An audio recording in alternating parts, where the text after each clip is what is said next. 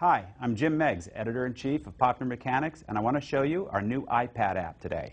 So let's get it started. So off of our cover, you can call up Contents and scroll to any part of the magazine you want. We also have a preview mode that allows you to take a look at any part of the magazine. And in fact, you can resize this if you really want to get a good look at what's in the issue before you start, as well as an ability to get all the way from the front to the back of the issue in a hurry. Let's take a look at a few stories in the issue. We have the obligatory editor's letter, of course. This is our Tech Watch section. Most people are familiar with from the print magazine, short news articles. We have advertising in the app, again, very much like the print advertising, with video and other assets it can play. This is our new car section. Just because design goes from page to page doesn't really mean the design needs to end. Our designers had a lot of fun just figuring out different ways to link pages as you flow through the stories. Again, advertising, we have image galleries and a video that play in some of our ads. So in addition to getting the initial advertisement, users can sample an array of photographs as well as some video that will play right in the app. Here's a story about a guy who jumps out of airplanes in a wingsuit. Well, now he's working on his latest project, which is try to fly in one of these wingsuits and land without using a parachute. And here's a case where what we do on the iPad can actually surpass some of what we do in print. Here's a diagram that shows how Corliss is going to try to pull off this stunt.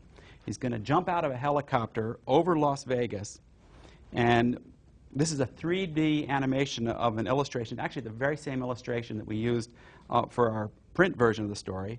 The guy will fly down using these giant balloons to kind of gauge his positioning, and then he's going to try to basically belly flop onto this big shiny ramp that they're going to construct out in Las Vegas. Here's how we handled the sidebar for the story. Instead of sending you off into some kind of digital Siberia, we think that people want to stay in the story but look at the extra material while they're on the same page. So this format allows us to do that. Here's another example of something like that. A story where we feel we can surpass what we would normally do in print on the iPad. So here, we're showing the insides of a netbook. We've created a 3D file so you can rotate it with your finger, touch on any of these buttons. It calls up that portion of the product. Here's one of the interactive features we're particularly proud of. What you're seeing here is a map of earthquake activity in the United States. This is connected to the U.S. Geological Survey database of seismic events. So even something that happened an hour ago will show up on this, as well as a historical overview of the biggest earthquakes of the past 100 years. The blue towers show you population density of the areas, and if you rotate it, you can see how deep the earthquake is in the earth. Now here's really classic Popular Mechanics, building a workbench. We've done these kinds of stories for probably more than 100 years. One of the first things we've done is we've made the 3D image something you can manipulate with your finger.